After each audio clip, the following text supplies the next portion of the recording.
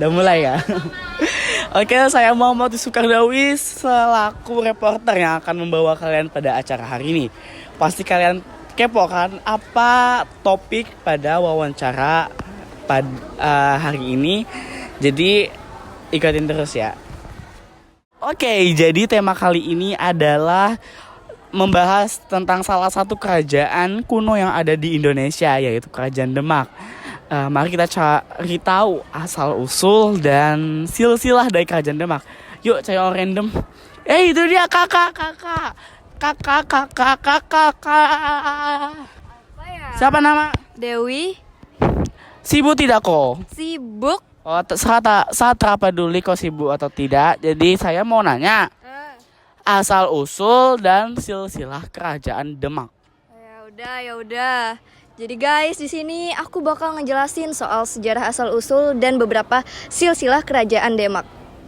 Jadi, Kesultanan Demak atau Kerajaan Demak merupakan kerajaan Islam pertama di Jawa yang berdiri pada akhir abad ke-15 di Demak. Awalnya Demak adalah kadipaten dari Majapahit yang kemudian melepaskan diri ketika Majapahit melemah. Menurut cerita tradisional Jawa, kerajaan ini didirikan oleh Raden Patah yang masih memiliki hubungan dengan dinasti Majapahit. Nah, adapun silsilah singkat dari Kerajaan Demak yaitu: pertama, ada Raden Patah dari 1478 sampai 1518. Kedua ada Pati Unus dari 1518 sampai 1521. Yang ketiga ada Sultan Trenggana. Nah, Sultan Trenggana ini dari 1521 sampai 1546, yang kemudian terakhir dilanjutkan oleh Sunan Prawoto dari 1546 sampai 1549. Nah, Demak berperan penting dalam penyebaran Islam dan runtuhnya kekuasaan Majapahit. Pada masa pemerintahan Trenggana, Demak mencapai puncak kejayaan dengan menaklukkan banyak wilayah dan pelabuhan penting di Jawa, termasuk Sunda Kelapa. Tahun 1527, pasukan Demak dan Cirebon yang dipimpin Fatahillah berhasil mengusir Portugis dan mengganti nama Sunda Kelapa menjadi Jayakarta. Selain di Jawa, Demak juga berpengaruh hingga Jambi dan Palembang di Sumatera. Kemunduran Demak dimulai setelah Trenggana wafat pada 1546. Perebutan tahta terjadi hingga akhirnya Joko Tingkir memindahkan pusat pemerintahan ke Pajang dan mendirikan Kesultanan Pajang pada tahun 1554. Nah, jadi setelah kita tahu tentang asal-usul Kerajaan Demak, mari kita cari tahu tentang perekonomian dan masa kejayaan Kerajaan Demak. Kita cari orang random yuk. Itu ada kakak. Mau tahu kan? Bercanda kakak. Jadi di sini dengan kakak siapa? Kakak Nisa. Oke, dengan kakak Nisa. Kakak lagi sibuk? Sibuk banget.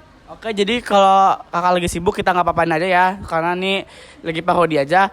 Kakak jelasin dong tentang perekonomian dan tentang masa kejayaan Kerajaan Demak. Nah, jadi di sini aku bakal jelasin ke penonton sekalian soal perekonomian, perdagangan, dan kejayaannya. Kerajaan Demak adalah kekuatan agraris dan maritim yang luar biasa di abad ke-16. Sebagai lubung pangan, Demak mengekspos beras dan komoditas utama melalui pelabuhan Jepara. Posisi strategisnya sebagai bandar transito menghubungkan rempah-rempah timur dengan Selat Malaka, sekaligus membendung dominasi asing. Kejayaan ini mencapai puncaknya di bawah Sultan Trenggana yang memperluas wilayah, menguasai Sunda Kelapa, dan menjadikan Demak sebagai pusat perdagangan Islam di Nusantara. Nah, kalian udah tahu kan tentang perekonomian dan masa kejayaan Kerajaan Demak. Tapi di setiap masa kejayaan pasti ada masa keruntuhan dari setiap kerajaan.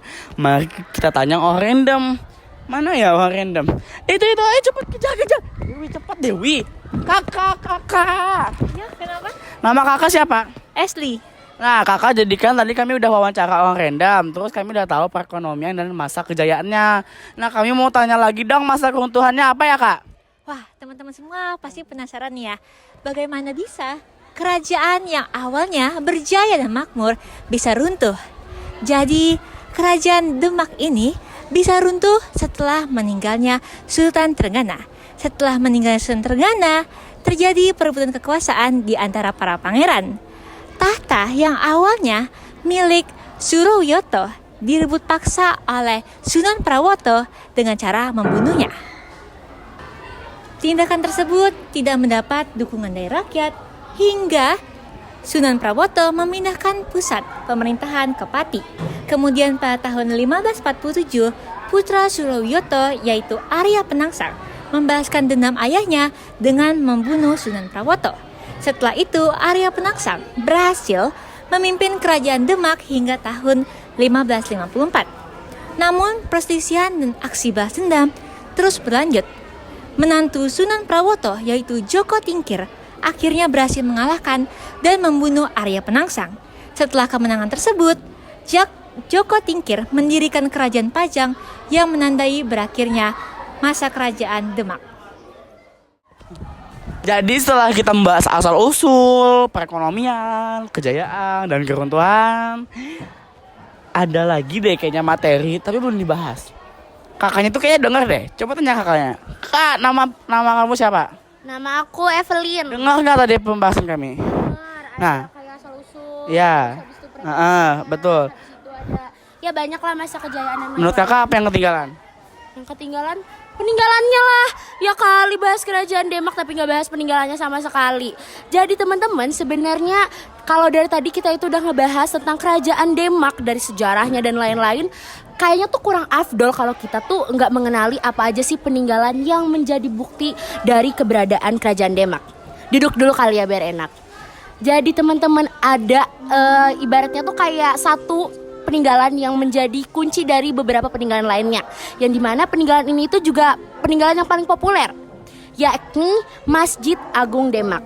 Jadi teman-teman, Masjid Agung Demak ini tuh merupakan masjid kuno yang dulunya itu dibangun langsung oleh Raden Patah dan juga Wali Songo pada abad ke-15 Masehi. Nah, Masjid Agung ini berperan penting dalam penyebaran agama Islam mula-mula di Pulau Jawa Tengah, tepatnya di Kampung Kauman, Kelurahan Bintoro, Demak, Jawa Tengah. Nah, kenapa aku bilang masjid ini tuh merupakan kunci dari peninggalan lainnya? Ya karena kalau kita udah tahu nih ada yang namanya Masjid Agung Demak, kita itu bisa loh teman-teman nelaah langsung apa aja sih peninggalan lain yang juga berada di Masjid Agung Demak. Ya, jadi sesuai kayak masjid yang kita punya ini ya. Nih di sekolah ini ada juga kan tiang-tiang yang warna biru itu. Nah teman-teman, Masjid Agung Demak itu juga punya loh tiang penyangga yang merupakan peninggalan bersejarah juga. Contohnya Soko Tatal yang merupakan salah satu tiang penyangga utama di Kerajaan Demak. Dan juga ada yang dinamakan dengan Soko Majapahit, yang dimana ini itu merupakan tiang penyangga di teras Masjid Agung Demak yang diperkirakan berasal dari Kerajaan Majapahit. Maka dari itu dia dinamakan Soko Majapahit. Terus kita lihat lagi. Selain ada tiang penyangga, ada juga pintu. Nah teman-teman, sama nih dengan Masjid Agung Demak. Di Masjid Agung Demak ini tuh juga ada pintu yang dinamakan pintu petir atau pintu bledek. Nah, pintu ini itu dipercaya sebagai pintu yang memiliki gambar petir yang ditangkap langsung dan juga digambar oleh Ki Agung Selo. Nah teman-teman, karena dari tadi kita itu fokusnya ngebahas peninggalan yang berkaitan langsung dengan Masjid Agung Demak, kayaknya tuh masih kurang afdol nih kalau kita nggak ngebahas berbagai peninggalan bersejarah lainnya yang tak kalah penting. Karena sebenarnya di Kerajaan Demak itu masih banyak loh peninggalan penting lainnya kayak Dampar Kencana, yang dimana ini itu merupakan singgasana bagi raja-raja yang dahulu memerintah Kerajaan Demak.